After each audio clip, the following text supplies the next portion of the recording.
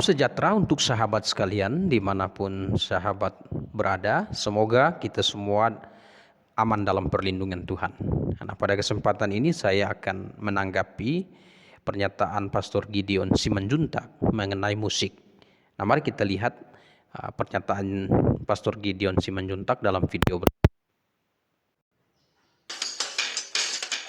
Alkitab tidak memberi gambaran jenis musik apa yang diperbolehkan. Kita cuma bilang biarlah segala yang bernafas memuji Dia. Baik, jadi dikatakan ini saya tanggapi pelan-pelan. Jadi dia bilang Alkitab tidak menggambarkan jenis musik apa ya, yang digunakan dalam hubungannya dengan memuji dan menyembah Tuhan. Nah, ini tentu satu pernyataan yang harus diteliti lagi kebenarannya. Nah, kalau saya sendiri melihat bahwa tidak demikian, saya tidak setuju dengan pendapat Pastor Gideon Simanjuntak, karena Alkitab memberikan satu gambaran mengenai musik, ya, karena gambaran mengenai musik. Nah, saya melihatnya kalau kita perhatikan di dalam Alkitab, ya musik itu mengekspresikan suasana. Nah, kalau kita lihat Alkitab itu ya ada suasana gembira, musik yang dipakai untuk suasana gembira. Lalu ada musik yang dipakai untuk suasana duka cita. Ada musik yang dipakai untuk suasana menyembah atau memuji Tuhan. Ya, jadi musik itu bukan sesuatu yang netral. Artinya segala macam jenis musik bisa dipakai dalam kondisi apapun. Nah, tidak demikian. Ya, saudara bisa membuat satu penilaian secara pribadi bagaimana jenis musik gembira dipakai dalam suasana duka cita. Ya, tentu itu suatu hal yang tidak tepat, bahkan itu bisa menimbulkan satu kontroversi. Ya, walaupun itu walaupun itu kadang-kadang penilaiannya subjektif, tapi tentu tidak tepat. Ya, genre musik gembira digunakan dalam suasana duka cita. Nah, ya, jadi Alkitab memberikan deskripsi atau gambaran mengenai jenis musik yang dipakai di dalam memuji dan memuliakan Tuhan. Ya. Nah, kita bisa lihat apa yang dikatakan Alkitab mengenai musik ya.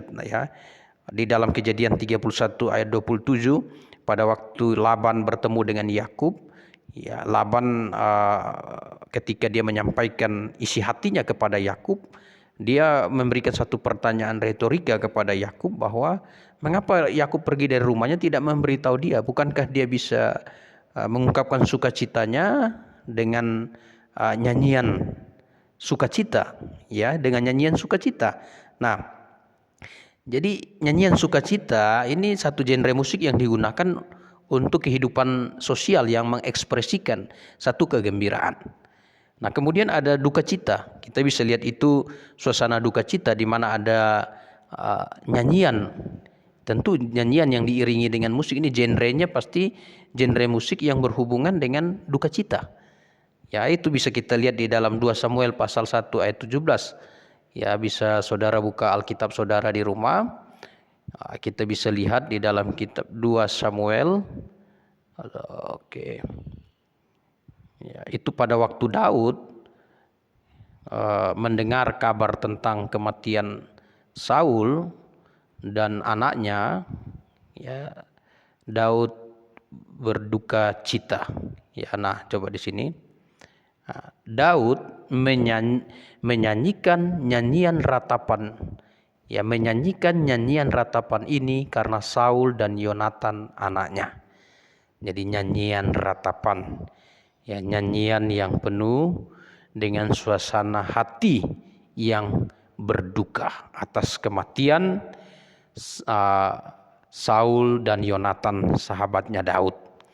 Ya, jadi Alkitab mengklasifikasikan ya jenis musik. Jadi ada jenis musik yang digunakan untuk suasana sukacita atau gembira, ada jenis musik yang digunakan untuk suasana ratapan atau duka cita, dan ada juga jenis musik yang digunakan untuk suasana memuji dan menyembah Tuhan. Nah, coba kita lihat ya di dalam kitab 2 Tawarik. Saudara bisa buka Alkitab saudara, ya 2 Tawarik ya pasal yang ketiga, dua Tawarik pasal yang ke-29, ya, ayat yang ke-27. Nah, bisa lihat ayat 27. Nah, coba kita lihat di situ dikatakan, itu ayat 2 ya, ayat 27 kita bisa lihat. Nah, ini dia. Hizkia memerintahkan untuk mempersembahkan korban bakaran di atas mezbah. Pada saat persembahan korban bakaran mulailah pula dinyanyikan nyanyian bagi Tuhan dan dibunyikan nafiri dengan iringan alat-alat musik Daud Raja Israel. Ya, seluruh jemaat sujud menyembah sementara nyanyian dinyanyikan dan nafiri dibunyikan. Semua itu berlangsung sampai korban bakaran habis. Ya, jadi kita lihat di sini nyanyian, ya, mulai dinyanyikan nyanyian, ya, nyanyian. Kalau bahasa Ibrani nyanyian itu bisa kita lihat bahasa Ibraninya. Nah, coba kita buka interlinear kita, ya, di dalam 2 Tawarik kita bisa lihat Samuel Kings, ya, 2 Tawarik pasal yang kembali lagi dia, 2 Tawarik pasal 29. Saudara bisa buka Alkitab saudara di rumah, teliti baik-baik, ya, ayat yang ke 27 dan 28. Nah, ya, kita lihat ayat 27 karena ini hanya bisa satu bagian saja. Nah, kita bisa lihat, ya, ya, jadi syir, ya, syir. Jadi bahasa Ibraninya lagu itu syir. Yaitu syir itu adalah satu perasaan yang sadar. Nah, jadi perasaan yang sadar, sedangkan instrumen itu ya kali, bahasa Ibrani ini sini instrumen li, nah, ya, tambah kali di dalam teks ini. Jadi kalau kita perhatikan, ya, dalam klasifikasi musik secara umum, musik itu dibagi menjadi 3 bagian, yaitu musik seni, kemudian ada musik populer, dan juga musik tradisional. Nah, musik seni ini kita bisa lihat, ya, salah satu bagian dari musik seni itu adalah musik himne. Nah, musik himne adalah musik yang dipakai dengan instrumen. Nah, ini ya. Jadi ini musik seni. Nah, sedangkan musik-musik populer itu dalam bentuk blues, jazz, rock and roll, dan sebagainya macam, itu musik-musik Afro-Amerika, ya, musik-musik tersebut, musik-musik populer. Sedangkan musik tradisional itu berhubungan dengan musik kedaerahan, ya, musik kedaerahan. Nah, kalau kita perhatikan di dalam sejarah musik, ya, himne masuk dalam musik seni, ya, musik seni. Jadi Alkitab memberikan gambaran musik yang dipakai untuk memuji dan memuliakan Tuhan itu genrenya himne. Ya, himne. Ada orang bertanya, masa pada waktu itu sudah ada genre himne? Ya, kita bisa lihat bahwa di Persia ada genre himne Persia. Nah, ya. Jadi Timur Tengah itu sudah menggunakan jenis musik genre dalam bentuk himne. Nah, dan kita perhatikan di dalam Alkitab ternyata pujian yang dipakai untuk memuji dan menyembah Tuhan di dalam bait Allah itu genrenya adalah genre himne. Nah, Tuhan Yesus sendiri memperjelas itu di dalam Matius pasal yang kita bisa buka Alkitab kita, Matius pasal 26, saudara bisa buka Alkitab saudara. Ya, Matius pasal 26 ayat yang ke-30. Ya, bisa lihat Matius 26 ya, 26 ayat yang ke-30.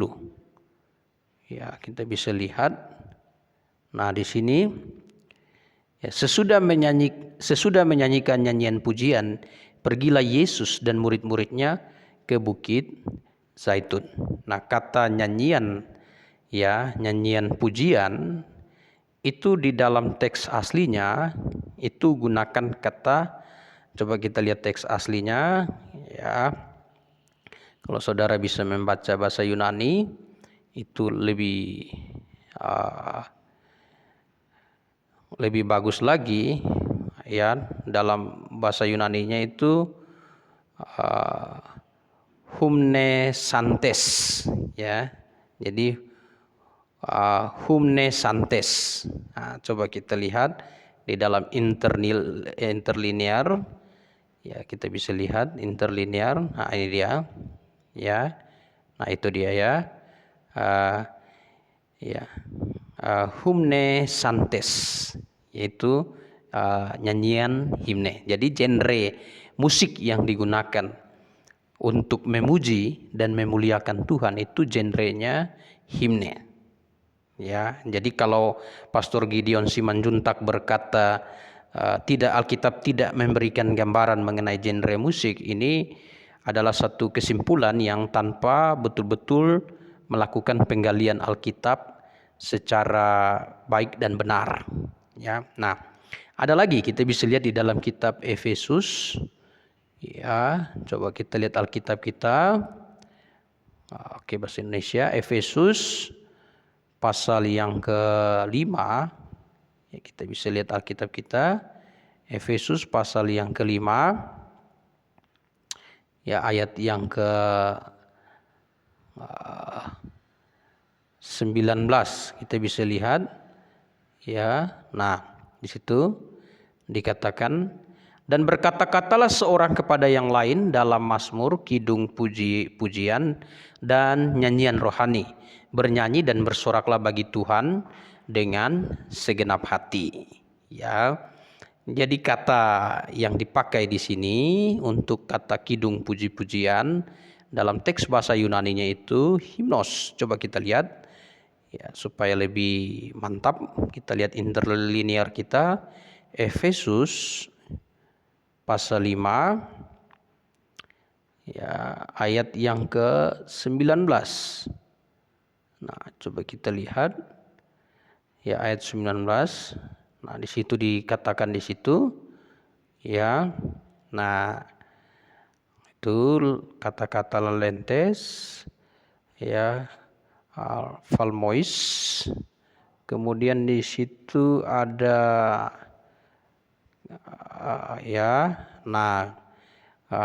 kai humnois. Ya, bahasa Inggris terjemahkan King James hymns. Ya, hymns. Jadi ada genre musik yang disebutkan di dalam Alkitab.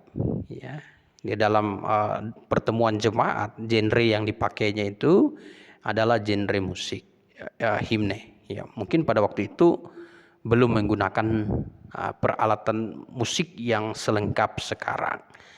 Ya, jadi Alkitab memberikan kita satu gambaran bahwa musik itu bukan sesuatu yang netral. Ya, tetapi musik itu adalah ungkapan ekspresi perasaan. Nah, ya, jadi ungkapan ekspresi perasaan manusia. Jadi pada waktu dia rasa gembira dan sukacita, dia akan mengekspresikan dengan musik yang gembira dan sukacita. Demikian juga kalau dia mengekspresikan suasana duka cita, dia akan menggunakan genre musik yang mengekspresikan suasana duka cita. Demikian di dalam menyembah Tuhan. Ya. Jadi ekspresinya adalah ekspresi penyembahan.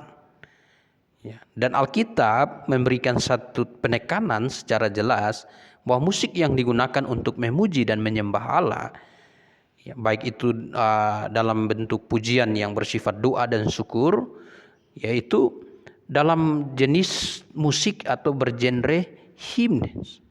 Ya. Nah, hymn ini masuk dalam kategori ya musik seni. Nah, sedangkan lagu jenis genre rock and roll, pop, jazz, blues, ya itu masuk di dalam pengelompokan musik yang populer. Nah, ya, musik yang populer.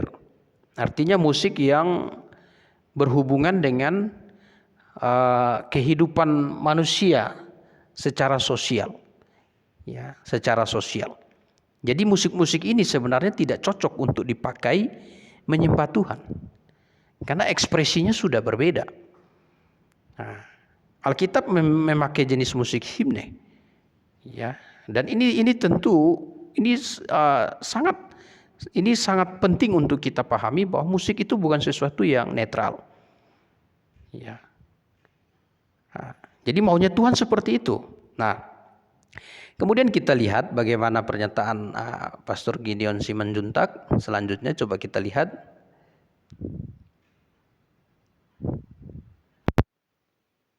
Dan dalam tata cara ibadah bangsa Israel, musik memegang peranan penting. Bahkan dalam kitab Mazmur banyak membahas mengenai musik. Kalau ditanya apakah musik rock diperbolehkan dalam ibadah gereja, bagi saya genre apapun selama tujuannya, motivasinya, arahnya jelas dan dalam tahap-tahap yang tertentu, bagi saya why not?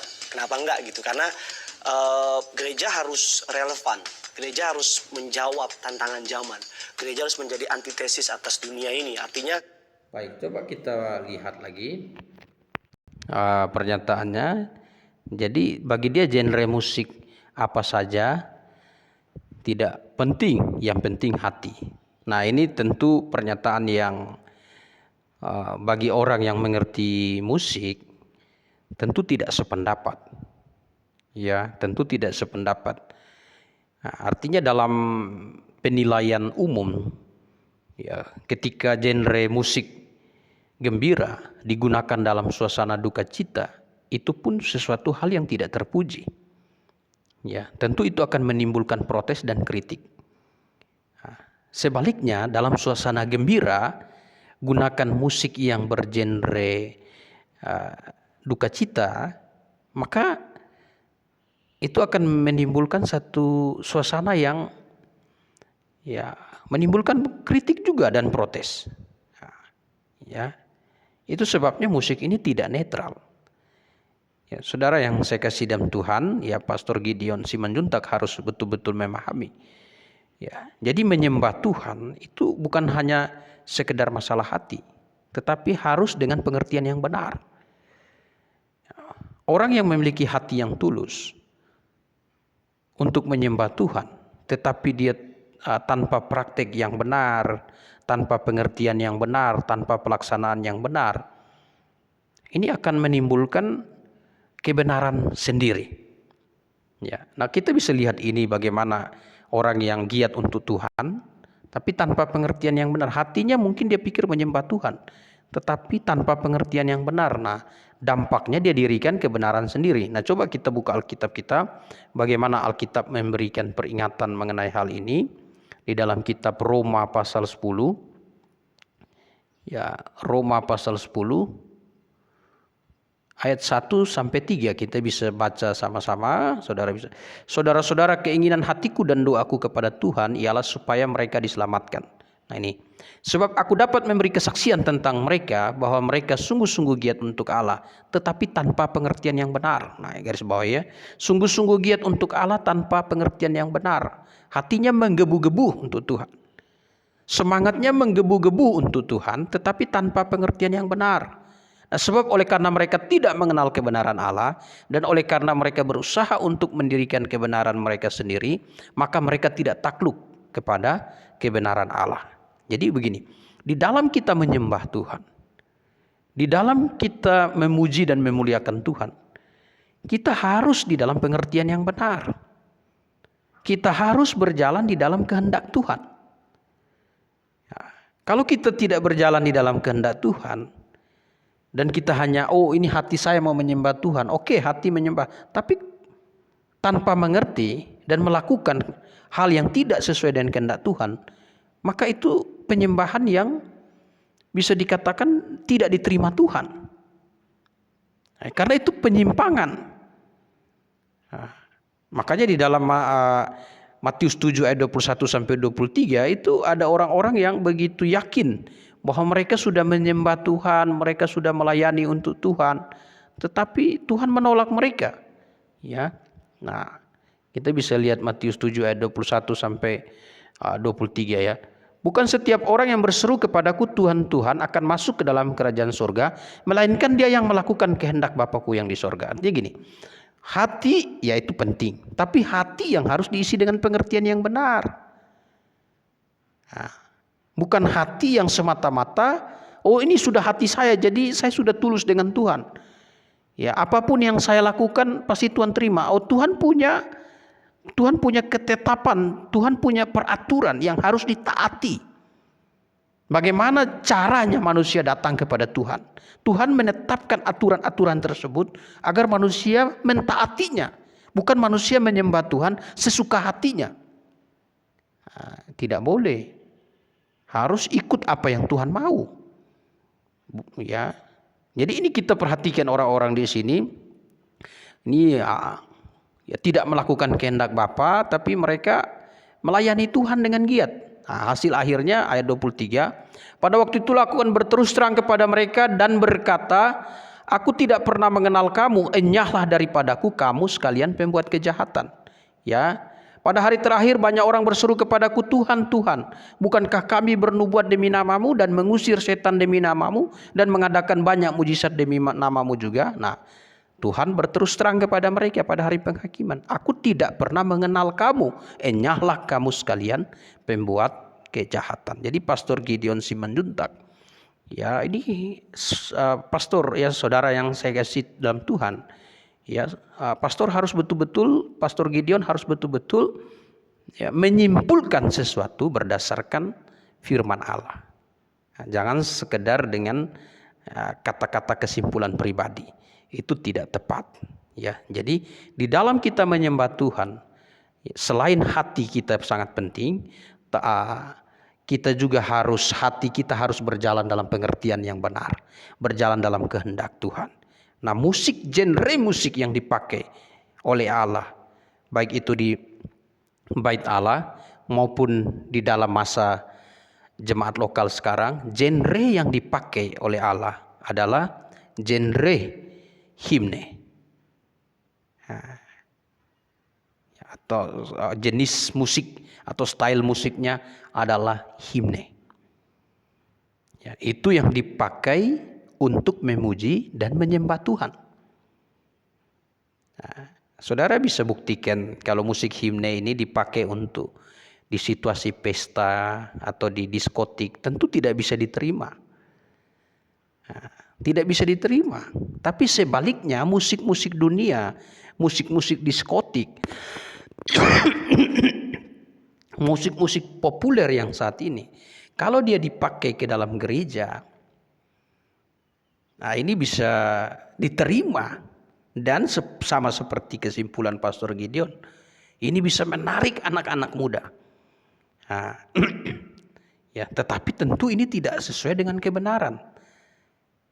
Tuhan membutuhkan orang yang mengerti diselamatkan, bukan jumlah yang banyak. Kalau kita perhatikan orang yang mengikuti Yesus pada waktu dia melakukan banyak mujizat, ya Yohanes 6, ya banyak orang datang untuk mendengarkan dia karena mujizatnya, karena hal-hal yang berhubungan dengan kepentingan lahiriah. Tapi kemudian pada waktu Yesus menyampaikan pengajaran, ya satu-satu murid yang mengikut dia mundur. Ya, mundur. Ya, jadi yang dipentingkan adalah pengajaran, pengertian yang benar. Nah, ya. Lalu ada lagi satu hal yang saya mau komentari dari Pastor Gideon Sim. Dunia ini artinya gereja harus menjadi jawaban atas dunia. Kalau gereja ngotot dengan tata liturgi yang ribuan tahun yang lalu dan tidak mengikuti perkembangan zaman, maka anak muda akan hilang. Jadi tujuannya selama motivasinya, tujuannya untuk memuliakan nama Tuhan, kenapa enggak? Ya, jadi gereja harus mengikuti perkembangan zaman. Nah, ini satu pernyataan yang bertentangan dengan Alkitab. Ya, karena firman Allah itu adalah firman yang kekal. Dan setiap kebenaran firman Tuhan yang sudah diajarkan itu harus dipegang. Sampai kalau ada masa di mana Allah sendiri memberikan revisi. Nah, dan kita lihat mengenai masalah musik tidak ada revisi. Musik yang dipakai saat ini di dalam jemaat, mulai dari jemaat mula-mula, dan Alkitab memberitahu bahwa jenis musik, genre musik yang dipakai itu adalah musik himne. Gereja, apakah gereja harus mengikuti perkembangan zaman?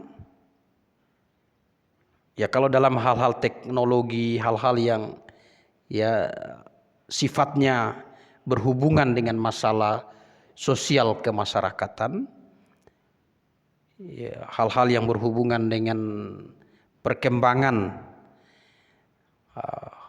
horizontal, ya kita harus berbaur. Tetapi hal-hal yang berhubungan dengan sesuatu yang vertikal atau berhubungan dengan iman, itu tidak boleh dipengaruhi oleh perkembangan zaman. Mengapa? Ya, karena makin hari dunia ini bukan makin menyenangkan Tuhan. Makin hari kondisi dunia ini, kalau Alkitab katakan, ini makin sedikit orang benar. Tuhan Yesus dalam Injil Lukas 18 ayat 8 bertanya dalam satu pertanyaan retorika, ketika anak manusia datang ke dunia ini, masihkah ia mendapati iman di bumi? Ini jawaban ya pertanyaan retorika, dan yang kita sudah tahu jawabannya bahwa tidak banyak orang yang akan diselamatkan menjelang hari-hari kedatangan Tuhan. Yakobus 4 ayat 4 katakan, coba kita buka Alkitab kita, ya Yakobus 4 ayat 4. Yakobus pasal 4 ayat yang keempat. Kita bisa buka Alkitab kita. Ya, Yakobus 4 ayat yang keempat. Nah, ini bunyinya, hai kamu orang yang tidak setia, tidak tahukah kamu bahwa persahabatan dengan dunia ini adalah permusuhan dengan Allah? Jadi barang siapa hendak menjadi sahabat dunia ini, ia menjadikan dirinya musuh Allah. Kalau gereja harus mengikuti perkembangan zaman dalam konteks musik, ya, memasukkan musik-musik dunia ke dalam gereja, maka Alkitab mengatakan itu menjadi musuh Allah. Jadi barang siapa hendak menjadi sahabat dunia ini, ia menjadikan dirinya musuh Allah. Roma 12 ayat 2. Nah, coba kita buka Alkitab kita. Ya, Roma 12 ayat 2. Roma pasal 12 ayat 2. Ya.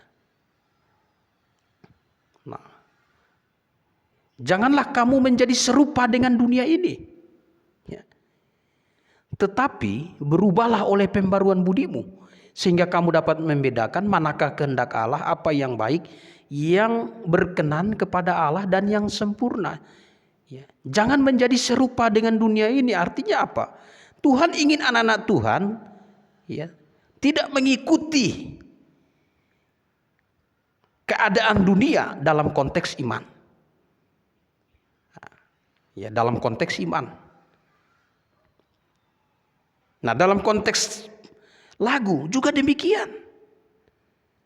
Ada yang katakan, oh itu membosankan, itu tidak menarik. Memang ketika kita datang kepada Tuhan, bukan kita untuk menyenangkan diri kita, tapi kita datang kepada Tuhan untuk menyenangkan Tuhan. Jadi yang kita lakukan ialah maunya Tuhan, bukan maunya kita. Jadi kalau kita sadar itu maunya Tuhan, maka kita harus lakukan dalam kehendak Tuhan.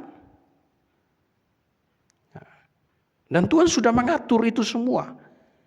Ya, di dalam memuji dan menyembah Dia. Genre atau style yang digunakan adalah himne. Tidak ada yang lain. Nah, janganlah menjadi serupa dengan dunia ini. Kalau musik dunia tidak bisa dibedakan dari musik gereja. Ya, genre musik dunia tidak bisa dibedakan dari genre musik gereja. Maka kesimpulannya, gereja itu makin duniawi. Tidak mungkin dunia makin rohani. Tapi gereja itu yang makin duniawi. Dan ini terbukti. Suasana diskotik hari ini sudah masuk ke dalam gereja. Sedangkan suasana gereja tidak pernah masuk ke dalam suasana diskotik. Mengapa? Karena yang dunia tidak bisa menerima yang rohani. Sedangkan yang rohani palsu bisa menerima yang duniawi. Nah, coba diskotik musik himne diputarkan. Ya, suasana musik-musik himne.